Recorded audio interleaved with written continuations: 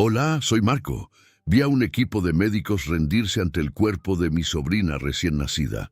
Escuché el silencio que grita más que cualquier alarma cuando la línea del monitor se quedó plana.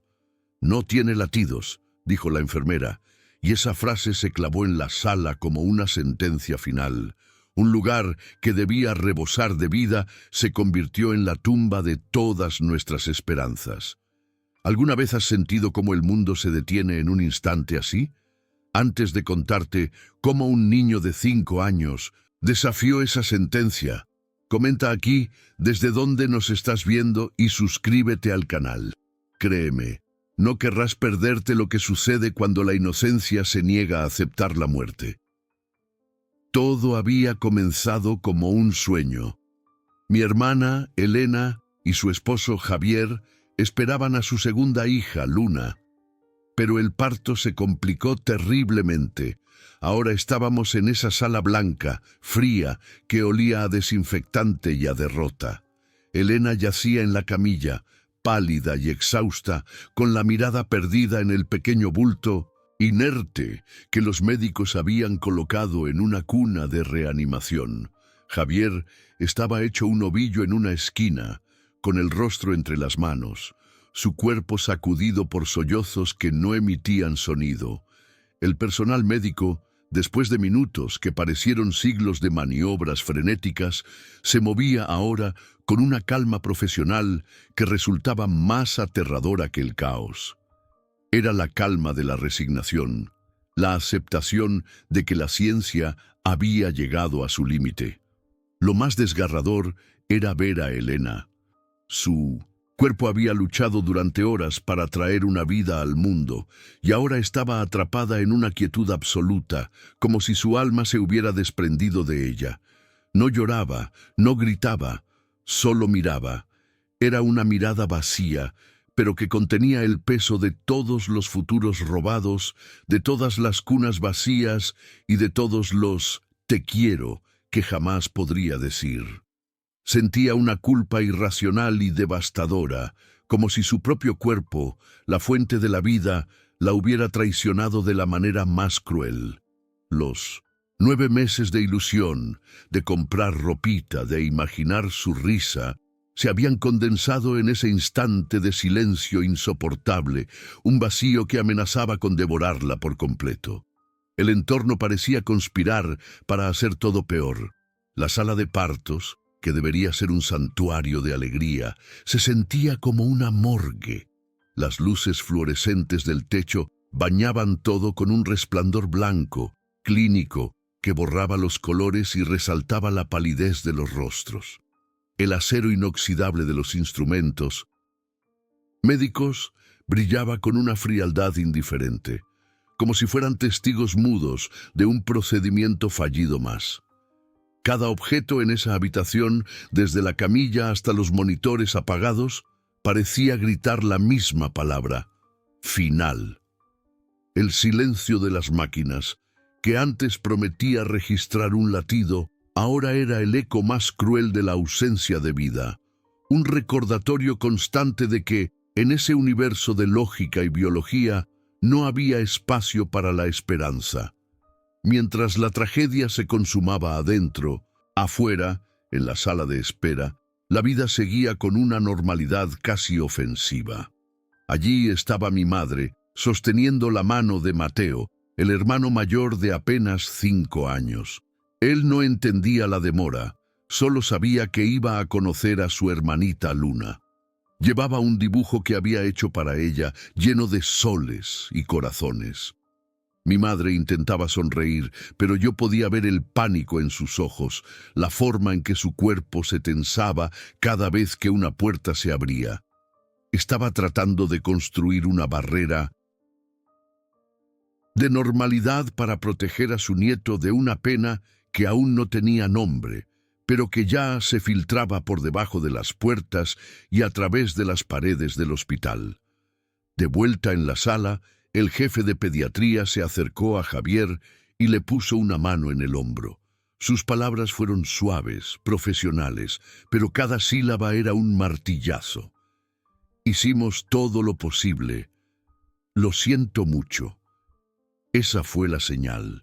Una enfermera comenzó a cubrir discretamente el equipo de reanimación con una sábana verde. Era un gesto pequeño, casi administrativo, pero sellaba el destino de Luna. Fue en ese preciso instante, en ese ritual de la derrota médica, cuando la esperanza murió oficialmente para todos nosotros. Elena cerró los ojos por un segundo. Una única lágrima rodó por su sien, no de tristeza, sino de una rendición total.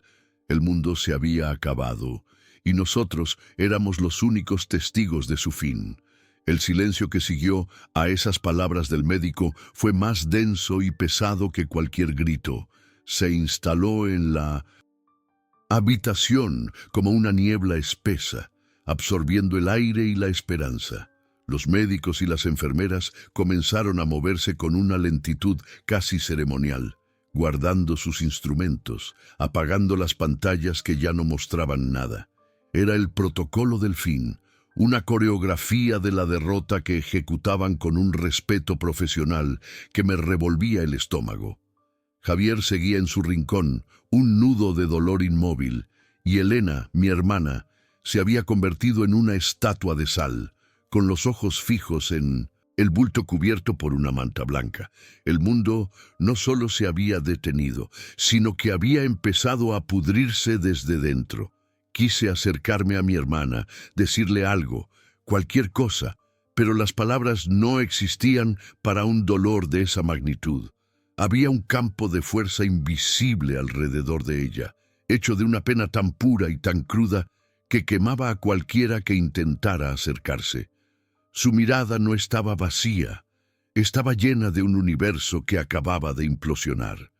Veía los cumpleaños que no celebrarían, las primeras palabras que no escucharía, los abrazos que nunca se darían. Su cuerpo, que había sido un santuario de vida durante 9 meses, ahora era una celda de culpa y desolación. No lloraba, porque su alma ya se había ahogado mucho antes de que las lágrimas pudieran formarse. Era un silencio que gritaba su fracaso como madre. La puerta de la sala de partos se convirtió en una frontera entre nuestro infierno privado y el mundo exterior, que seguía girando con una indiferencia brutal. De vez en cuando escuchábamos el rodar de un carrito por el pasillo o una voz lejana por el altavoz, recordatorios de que la vida seguía su curso ajena a nuestra tragedia. Dentro de esa habitación el tiempo se había fracturado. Los segundos se estiraban hasta volverse pegajosos, eternos, mientras que los 9 meses de espera se habían encogido hasta desaparecer en un instante. Estábamos atrapados en un limbo, suspendidos entre el final de una vida que nunca comenzó y el principio de un duelo que no sabíamos cómo empezar a vivir. Y entonces la puerta se abrió. No fue un médico ni una enfermera. El chirrido suave que rompió el hechizo del silencio fue causado por una figura diminuta. Era Mateo. Se había escapado de mi madre en la sala de espera. Entró con la cautela de un explorador en territorio desconocido, apretando en su mano un papel arrugado, el dibujo que había hecho para su hermana. Sus ojos grandes y curiosos recorrieron la habitación, pasando por encima de los adultos rotos y el equipo médico silencioso. No entendía la pena que nos ahogaba. Su radar infantil solo buscaba una cosa, la promesa que le habían hecho. Iba a conocer a Luna. Su inocencia en medio de tanta devastación era como una vela encendida en una tumba. Nadie pareció notarlo al principio. Javier no levantó la cabeza. Elena seguía perdida en su abismo. Una de las enfermeras hizo un gesto para detenerlo, pero algo la frenó. Pero yo lo vi todo, cada pequeño paso. Caminó con la determinación silenciosa que solo tienen los niños cuando tienen una misión. Ignoró a su padre hecho un ovillo, pasó de largo junto a mí, que estaba paralizado, y se dirigió directamente hacia la cuna de reanimación. Su objetivo era claro, y nada en esa habitación de fantasmas podía desviarlo. No había miedo en su rostro, solo una concentración absoluta, como si el resto de nosotros fuéramos meras sombras en el escenario de su encuentro. Finalmente, llegó junto a la pequeña cuna de metal. Se quedó allí de pie, tan pequeño junto a la estructura fría, y miró dentro. Su ceño se frunció ligeramente, no con tristeza, sino con la confusión de quien ve algo que no encaja con sus expectativas. Observó el rostro pálido de su hermana, su quietud antinatural. Luego miró su dibujo lleno de soles y colores, como si intentara conectar la vida que había imaginado con la realidad que tenía delante. Por un instante, el mundo entero se contuvo en ese gesto. Levantó su manita, no con prisa, sino con una delicadeza infinita, como si estuviera a punto de tocar algo profundamente sagrado, algo que solo él podía entender. La manita de Mateo, pequeña y cálida, se posó con una delicadeza increíble sobre el pecho diminuto y quieto de su hermana. No hubo presión, no hubo fuerza, solo un contacto puro, un gesto de bienvenida. En la sala, el silencio se volvió tan denso que podía sentirlo en los oídos. Todos contuvimos la respiración, paralizados, observando una escena que no pertenecía a ese lugar de ciencia y derrota. Y entonces ocurrió. Un suspiro casi imperceptible, un fantasma de aliento que escapó de los labios de Luna. Fue tan débil que al principio pensé que lo había imaginado. Pero entonces, el monitor, esa pantalla que había sentenciado su final con una línea plana, parpadeó. Una sola señal eléctrica, errática y frágil, cruzó la pantalla como una estrella fugaz. El jefe de pediatría, que ya se había dado por vencido y guardaba sus instrumentos, se quedó petrificado. Sus ojos, antes llenos, de una compasión profesional y distante, ahora estaban abiertos de par en par con una incredulidad absoluta. Dejó caer un estetoscopio sobre una bandeja metálica y el ruido rompió el hechizo. Las enfermeras se abalanzaron de nuevo sobre la cuna, pero esta vez no con la desesperación del final, sino con una urgencia renovada y atónita. «¡Tenemos ritmo!», gritó una de ellas, su voz quebrada por el asombro. El pulso era débil, caótico, como una melodía que intentaba recordar cómo sonar, pero estaba ahí. Era un latido que no respondía a la adrenalina ni a la reanimación, sino a algo que nadie en esa sala podía explicar. Fue en ese preciso instante que vi a mi hermana, Elena, volver a la vida. Su cabeza, que había estado ladeada en la almohada en un gesto de rendición total, se levantó lentamente.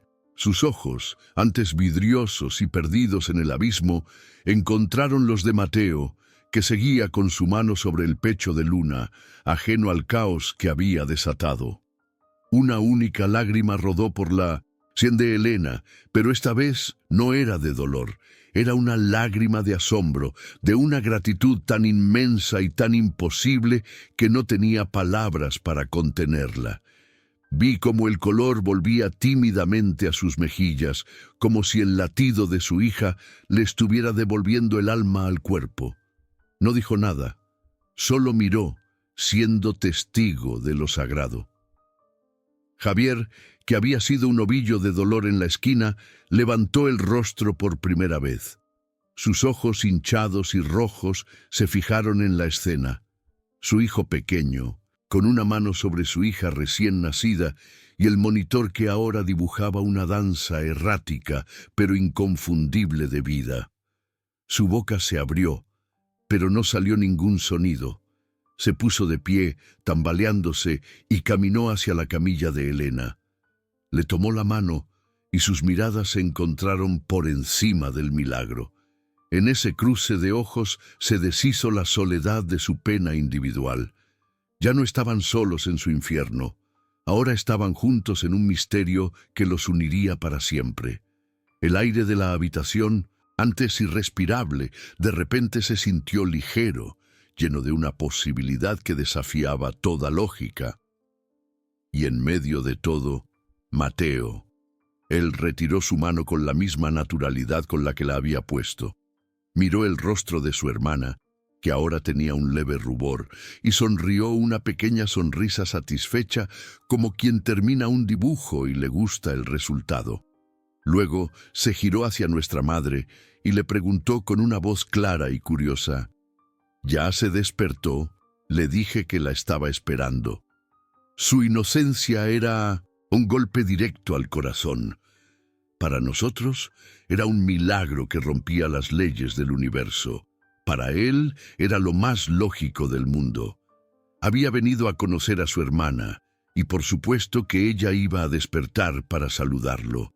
No había duda en su mente, no había espacio para la muerte en su ecuación de amor fraternal. Los médicos y enfermeras continuaron trabajando con una energía frenética, estabilizando a Luna, conectándola a máquinas que ahora tenían un propósito. Pero la atmósfera había cambiado para siempre. Ya no era una sala de partos, sino un santuario. El profesionalismo se había mezclado con una reverencia palpable. Nadie se atrevía a mirar a Mateo directamente, pero todos sentían el peso de su presencia. Aquel evento nunca se discutió con lógica.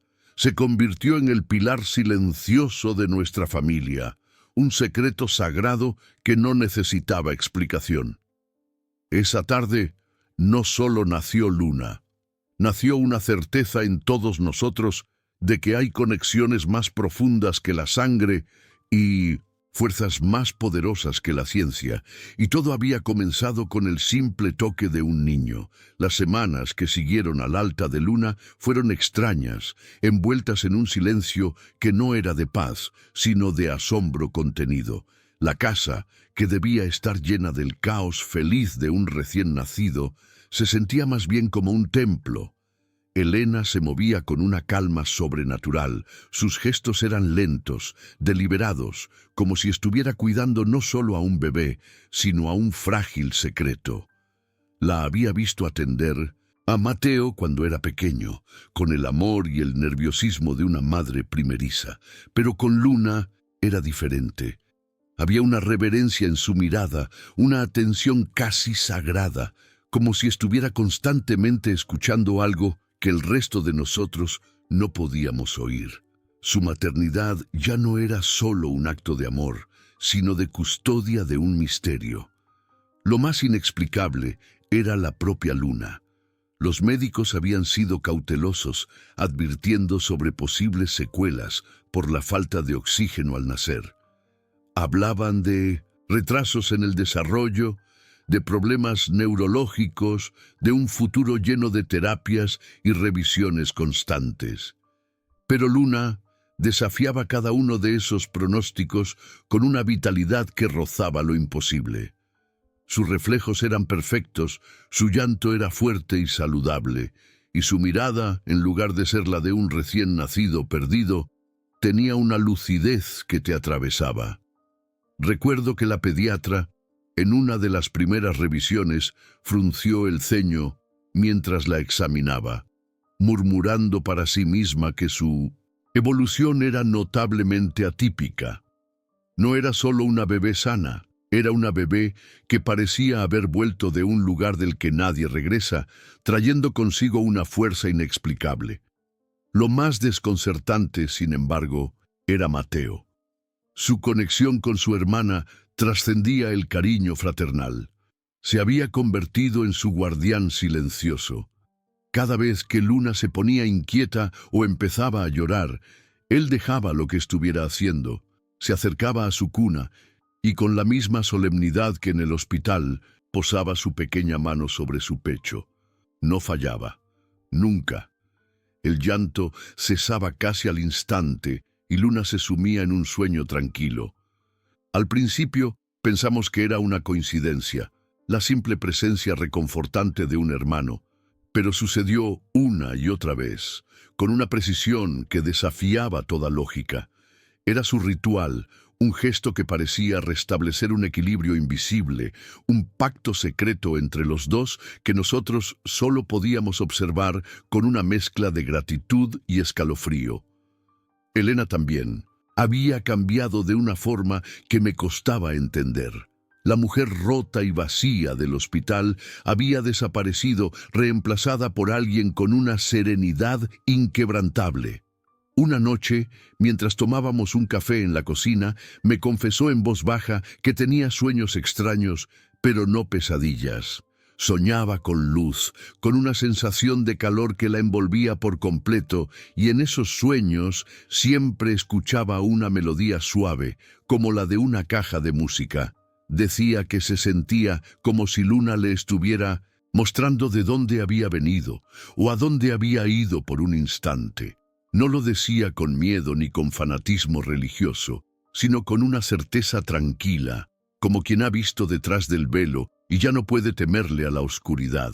Javier, por su parte, vivía en una especie de limbo emocional. Estaba inmensamente feliz y agradecido, pero su mente racional luchaba por encontrar un anclaje. Lo escuché varias veces intentar racionalizar lo sucedido, usando términos como respuesta vasovagal atípica o un caso de 1 en 1.000.000. Pero sus propias palabras sonaban huecas, como un intento desesperado de meter un océano en un vaso de agua. Lo veía observar a Mateo y Luna, con los ojos llenos de amor, pero también de una profunda confusión. Él había sido testigo de lo imposible y ahora tenía que vivir con ello cada día. La ciencia, su ancla en el mundo, le había fallado 2 veces, primero al rendirse y luego al no poder explicar por qué se había equivocado. Y así, la vida se reanudó, pero sobre un terreno completamente nuevo. Nadie mencionaba el momento exacto en el hospital, esa escena que todos teníamos grabada a fuego en la memoria. Era un tema tabú, no por dolor, sino por respeto. Hablar de ello se sentía como profanar algo sagrado. En su lugar, vivíamos rodeados de sus consecuencias. La salud radiante de Luna, la calma mística de Elena, el ritual silencioso de Mateo. La casa estaba impregnada de la presencia de ese milagro sin nombre, una fuerza que había reescrito las reglas de nuestra realidad. Ya no éramos la misma familia, nos habíamos convertido en los cuidadores de una historia que nunca podríamos contarle a nadie, porque nadie, absolutamente nadie, la creería. Pasaron los meses y la vida intentaba a la fuerza volver a una normalidad que ya no existía. Para Javier, un hombre de ciencia y lógica, el milagro era una herida abierta que no podía cerrar. Necesitaba orden, una explicación, algo tangible a lo que aferrarse. Una tarde de sábado, mientras Elena y los niños dormían la siesta, decidió que necesitaba poner orden en la casa, como si organizar el caos físico pudiera aplacar el torbellino de su mente. Empezó por el ático, un lugar que habían evitado durante años, un depósito de muebles viejos y de un pasado que dolía demasiado.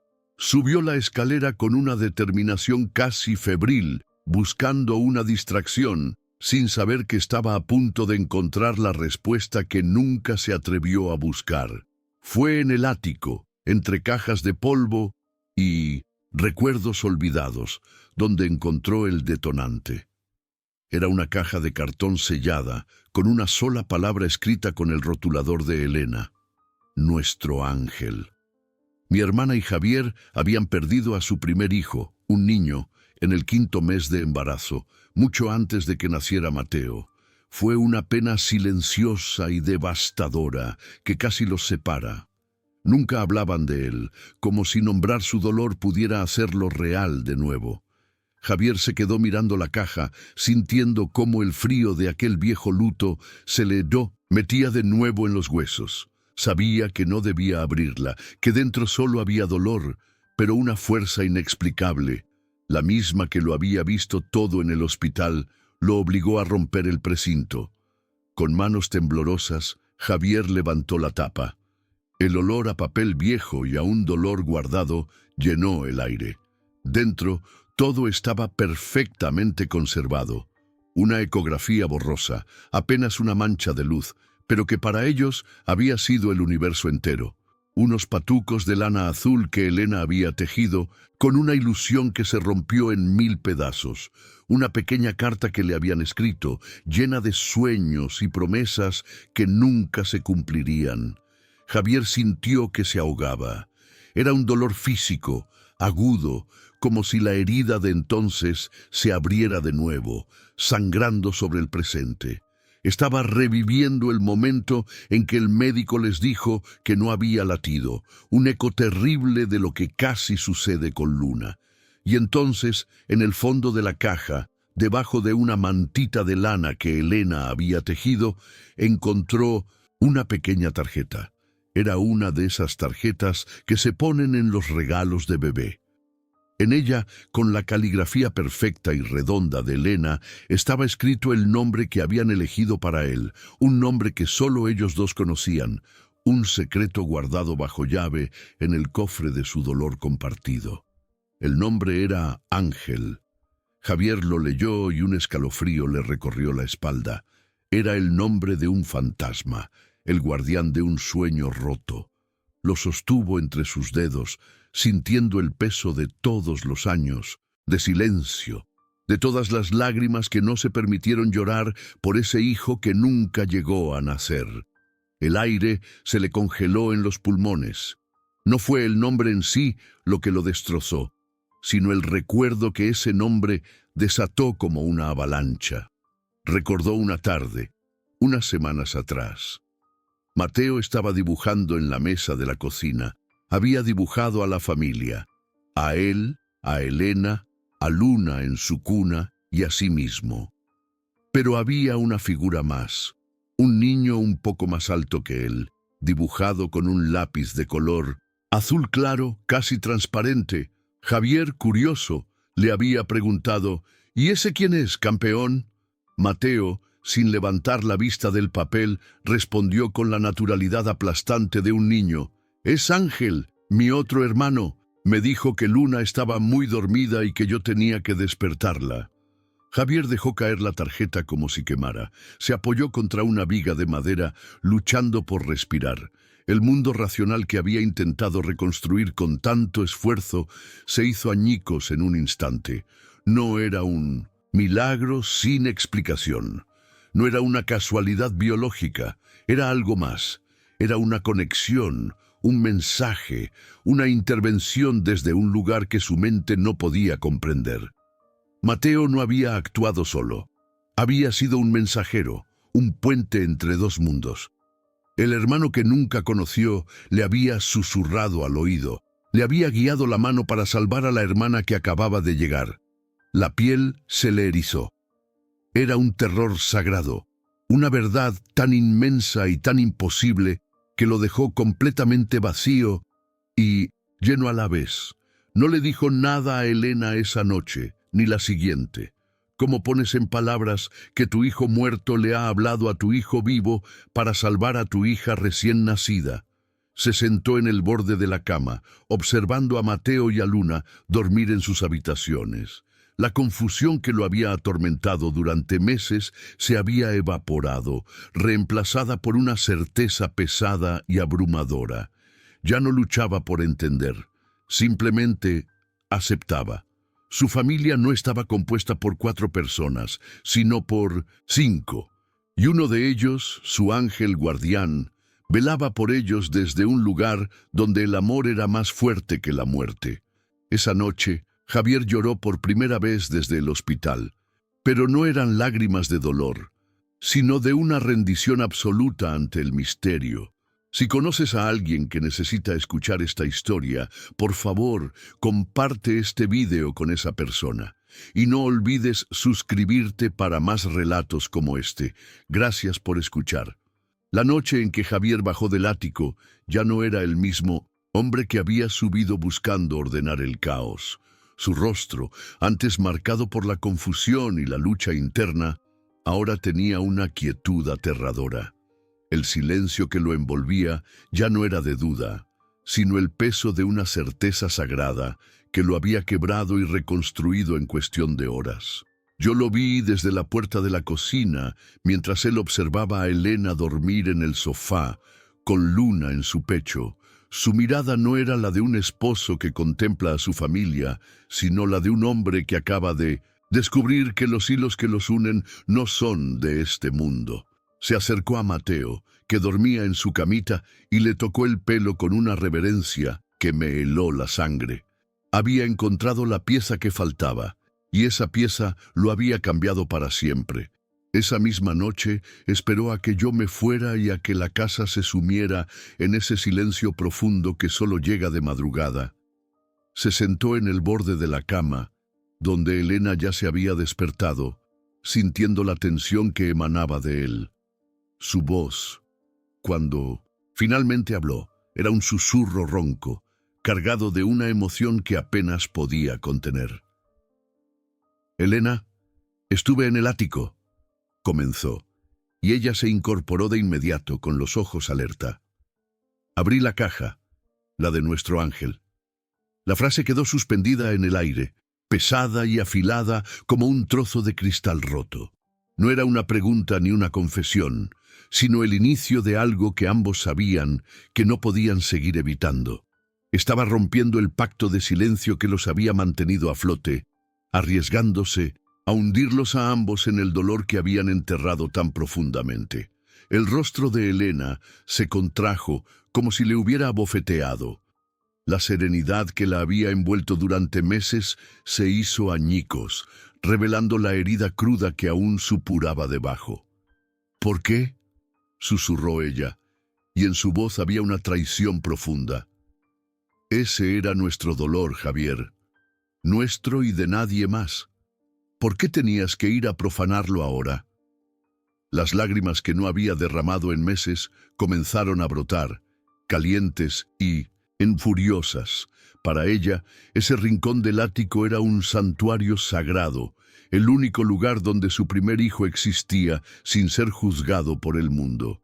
Que Javier hubiera entrado allí sin ella se sentía como una violación, un acto cruel que reabría la pena justo cuando pensaba que por fin había encontrado algo de paz, una paz que ahora se sentía como una mentira. Javier no retrocedió. Soportó su dolor, sus lágrimas, y con una delicadeza que nunca antes le había visto, le tomó las manos. «Porque necesitaba entender», dijo su voz temblando. «Necesitaba saber por qué sentía que me estaba volviendo loco, y lo encontré, Elena, lo encontré». Hizo una pausa, reuniendo el valor para decir las palabras que cambiarían sus vidas para siempre. Hace unas semanas, Mateo hizo un dibujo de la familia. Había un niño más, uno transparente, de color azul. Le pregunté quién era. Javier la miró directamente a los ojos, obligándola a escuchar. Me dijo: «Es Ángel, mi otro hermano». Me dijo que Luna estaba muy dormida y que yo tenía que despertarla. El silencio que siguió a esas palabras fue absoluto, más profundo que el del hospital, porque en él resonaba la verdad imposible.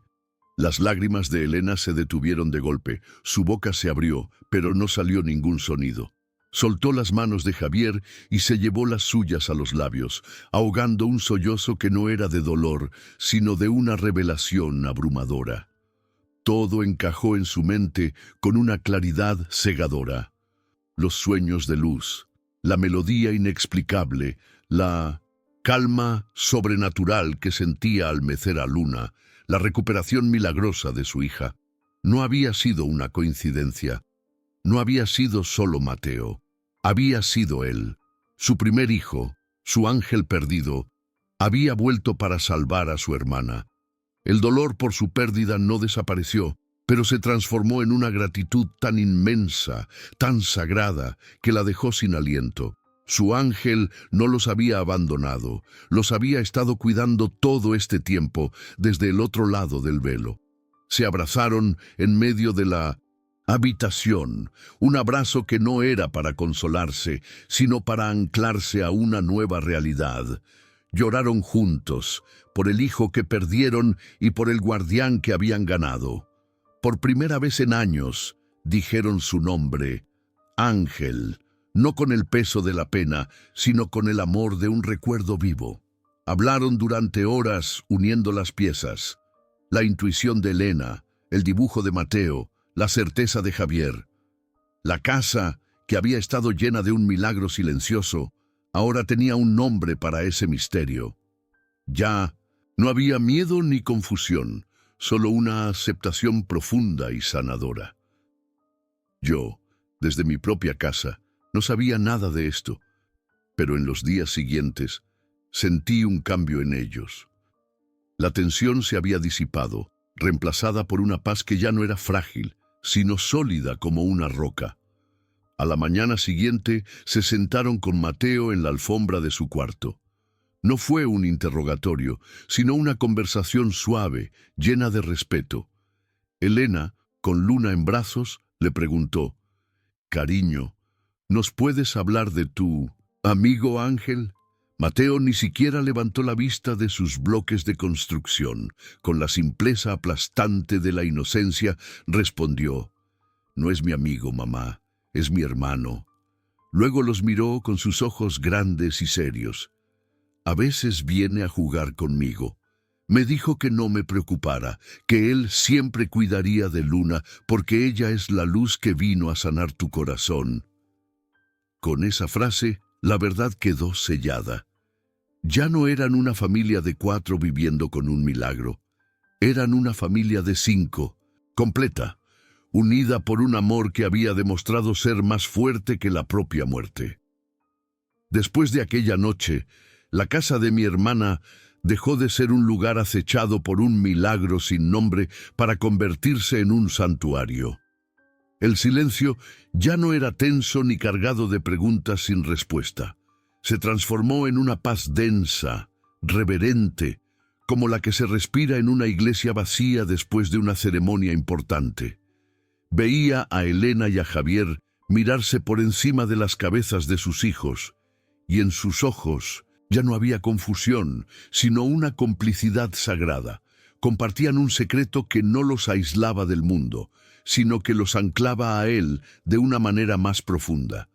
La verdad sobre Ángel no había traído más dolor, sino que había dado sentido al caos, convirtiendo el trauma en un testimonio de amor que trascendía la vida y la muerte. Elena fue quien más visiblemente floreció. La serenidad que antes parecía una frágil defensa contra el dolor, ahora se convirtió en una fuerza inquebrantable. Su maternidad con Luna se llenó de una alegría pura, despojada de todo miedo. Ya no la cuidaba como a un bebé frágil que casi pierde, sino como a un regalo entregado por su otro hijo. Empezó a hablar de Ángel, no con la voz quebrada por el luto, sino con la ternura de una madre que recuerda. Sacó la caja del ático y colocó la ecografía y los patucos en un pequeño marco en la sala. Ya no era un fantasma oculto en el polvo, sino una presencia amorosa, el guardián silencioso de su familia, el primer eslabón de una cadena de amor inquebrantable. Para Javier, la revelación fue una liberación. El hombre que necesitaba desesperadamente una explicación lógica para todo, finalmente la había encontrado, aunque fuera una que desafiaba toda ciencia.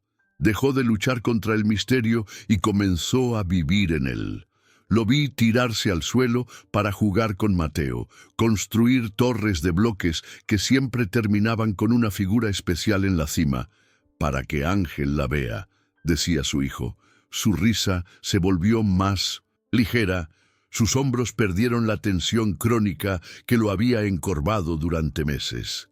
Encontró la paz no en un libro de medicina ni en una teoría científica, sino en la certeza de que el universo de su familia se regía por una ley mucho más poderosa, la del amor que se niega a desaparecer. El ritual de Mateo y Luna también cambió de significado. Ya no era un acto desconcertante que observábamos con un nudo en el estómago. sino un momento de pura gratitud. Cada vez que el niño, por iniciativa propia, se acercaba a su hermana y posaba su mano sobre su pecho, Elena y Javier se detenían a observar. No había palabras, solo una sonrisa suave, un intercambio de miradas que lo decía todo. Estaban presenciando la manifestación de ese vínculo sagrado. Era su oración diaria, su recordatorio constante de que no estaban solos. Mateo ya no era solo el hermano mayor, era el custodio de la luz, el pequeño mensajero que había traído un eco del cielo a su hogar para asegurarse de que la familia estuviera completa. Con el tiempo, a medida que Luna crecía fuerte y risueña, la presencia de Ángel se volvió más sutil, como una melodía de fondo que siempre está ahí, pero que ya no necesita sonar en primer plano. Un día, Mateo, que ya tenía casi 6 años, le dijo a su madre con total naturalidad: «Ángel dice que ya no tiene que venir tanto a jugar, porque Luna ya sabe reír muy fuerte y tu corazón ya no está roto, mamá». No fue una despedida, sino una transición. Su misión como mensajero directo había concluido. El milagro ya no necesitaba ser recordado a cada instante, porque se había integrado en el tejido mismo de sus vidas. Ángel no se había ido, simplemente les había devuelto la paz y ahora descansaba, sabiendo que su familia estaba a salvo y completa. La vida de la familia encontró un nuevo ritmo, uno lleno de una gratitud serena y profunda. En el primer cumpleaños de Luna, la casa se llenó de globos y risas. Era una celebración como cualquier otra, pero yo sabía que era mucho más. Mientras cantaban el feliz cumpleaños, vi a Elena mirar un instante hacia una silla vacía junto a la mesa, y en su rostro no había tristeza, sino una sonrisa cómplice. Estaban celebrando no solo a la niña que vivió, sino también al hermano que lo hizo posible. Ya no vivían bajo la sombra de una pérdida, sino bajo la luz de una conexión eterna. Habían aprendido la lección más difícil, que a veces las ausencias más dolorosas se transforman en las presencias más poderosas. Aquella cicatriz que casi los destruye se convirtió en el pilar de su hogar, un recordatorio indeleble de que el amor es la única fuerza que no entiende de finales. Su historia me enseñó que la fe no siempre se encuentra en los altares, sino a veces en el toque inocente de un niño, en un dibujo coloreado o en el susurro de un nombre que se creía olvidado. Elena, Javier, Mateo y Luna siguieron adelante, no como supervivientes de una tragedia, sino como testigos de un misterio que les dio una segunda oportunidad para ser felices. Y Ángel, su ángel, les dejó la lección más grande de todas, que nadie se va del todo mientras siga viviendo en el corazón de quienes ama.